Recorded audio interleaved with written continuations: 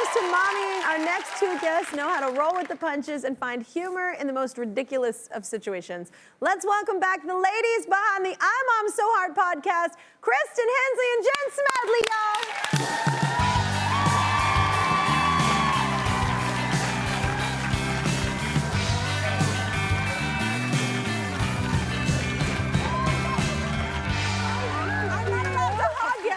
What's up? We're elbow bumping. Oh wait, doing this it all is day. yours. I don't, I Is don't. that me? This is white one? yours. Okay. I mean, I have to drive You're home, classy. though. Yeah, me. With the Me shards. too. I don't we like sitting? red wine. Yes. Oh my That's God. Oh, you why. don't. I You know just, what? it's okay. Good for your heart, I guess. I know Yeah. it's good for you. I just don't Good like for my attitude. I don't drink it because it's good for It my makes heart. me like thirsty. It's kind of weird. That's the Oh, whole it point. does? Then you drink a little bit, then you're like, I'm really good at darts. I don't want to mix water. I'm really good at darts. Yep.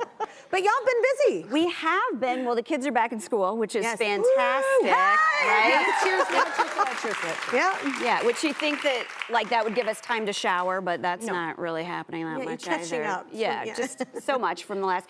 And we're finally back on tour because all the shows we had in 2020 got pushed, so we're so excited. That's really cool. Yeah. Life is coming back. Yes. Oh. Life is coming back. I need it.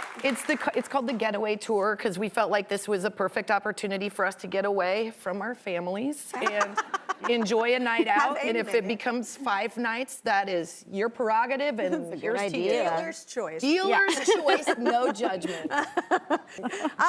Well, it's just a fact. As awesome as it is to be a mama, it's damn hard work, people. Especially during the holidays, it can be chaotic because we want to create something magical for your kids. It all doesn't pan out sometimes. Whenever we have Kristen and Jen here, we invite our audience to share their comedy of errors raising kids with a round of Wine to Mommy. So we're all enjoying a glass from Duckhorn Vineyards, the go-to wine of the Kelly Clarkson Show, and it's delish. And we are ready for some real talk about getting through the most wonderful time of the year. So let's start with Ashley. What's going on in your mom world? Ashley. Oh, you're adorable. So cute. Hi, Kelly. My name is Ashley. I'm a mom of 2. And last year, I didn't explain the whole Santa thing to my daughter, who was 3. So Christmas morning, she wakes up under the tree. There's all these Christmas presents. And she's like, where'd these come from? And I told her, this man comes down the chimney and he leaves presents for you. And she's like, Mom, it's coronavirus. I don't know if he's vaccinated. I don't think people can come into our homes right now. You just said a man So comes she is, down your Well, he's a healthcare worker. So. So vaccinated she's not last really a fan Christmas, of Santa or Christmas. I'm gonna try again this year. So my question is, how do you explain Santa to your children?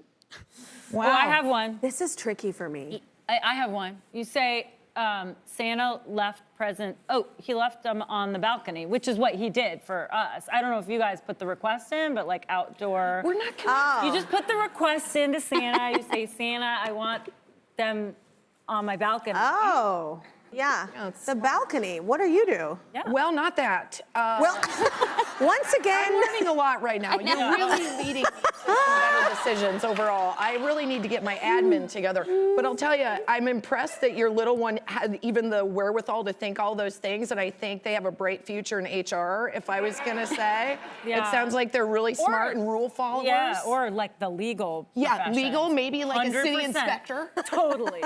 Yes. Like a comptroller or something. Oh my gosh, the future is bright for your Santa goer. Yeah. what are you? Do you say anything? Do you say? Oh, well, talk the about hardest thing to explain to my kids was why there's a Santa at every mall. And I'm like, well, Santa's magical. There's one Santa, but he has all these helpers. Yeah. And if I had the resources and that kind of money, I'd be really magical too. If I had all help to pull everything I'd off. help to pull everything off. Thank you so much, Ashley. Great question, great question. Complicated stuff. Complicated. We've been swapping hilarious mommy fails and some impressive mom wins with the audience. So let's keep this thing going, shall we? Let's start with Stephanie. Stephanie, what's going on in your mama world? Yeah, she's. I'm a first-time mom of an adorable Oh, 2.5-year-old. Thank you. And my husband and I are both business owners. We're operating our first retail store this holiday season. We have a lot to juggle. we're trying to get over the hurdle of getting her out of our bed. Oh. So we have a king-size bed, but she absolutely feels like the queen. She has to be in the center of the bed. Queen, She's remember. not the queen. She has to be in the center of the bed. She'll pat the pillows to direct us where to sleep.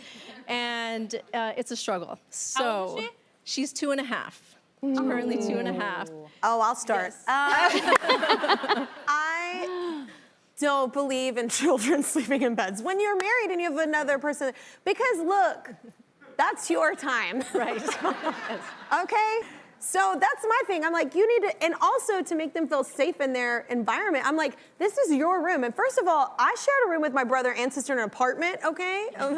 One room with all three of us at one point in my life. And you should appreciate that you have a room to go to. Yeah. I got a warning, like right when I had my first, like from a bunch of friends whose kids wouldn't get out of their beds, and they're like, "Don't ever, ever, ever let them in. They'll never leave." Yeah. So I felt like happy that I had that, you know, that I was warned. But I think it's hard with your first because you kind of like have that bonding with them. But it's been 2.5 years. once in a They've while gone it's a lot, fine. Yeah. right?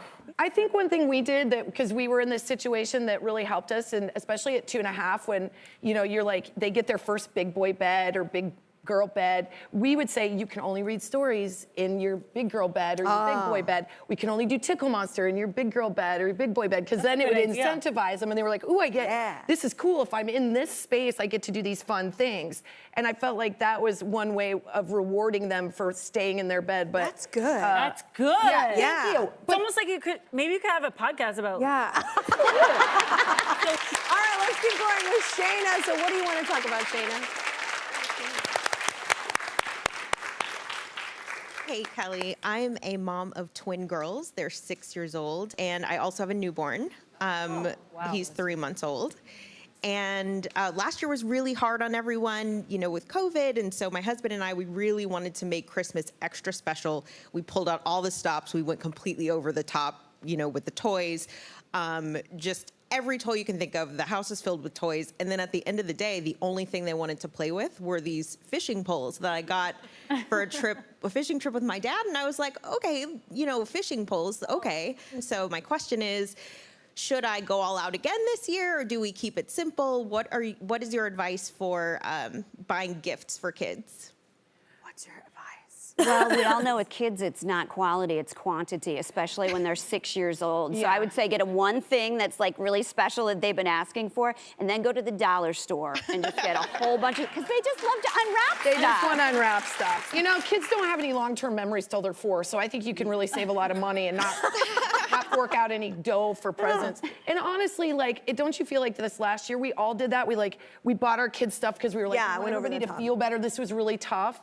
But it feels like this year we can get back into like making memories with each other and do fun stuff. So I think maybe they're at that age, they're at that wonderful age where everything is sort of discovery. So you can go to like a pumpkin patch, or you can go apple picking, or you can go through like the neighborhoods experience. with, yeah, I think an experience really gives you what we've all been sort of missing this last year. We've been on screens a lot, and it's everybody has because we've had to, but now we get to say like, no, I'm gonna do it different this year. So I bet you go just a fewer presents and more experiences, they're gonna love it.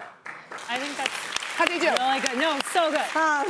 Thank you so much, Shayna. Well, Jen and Kristen will be hitting the road again next year with their I'm So Hard tour. So be sure to check it out, y'all.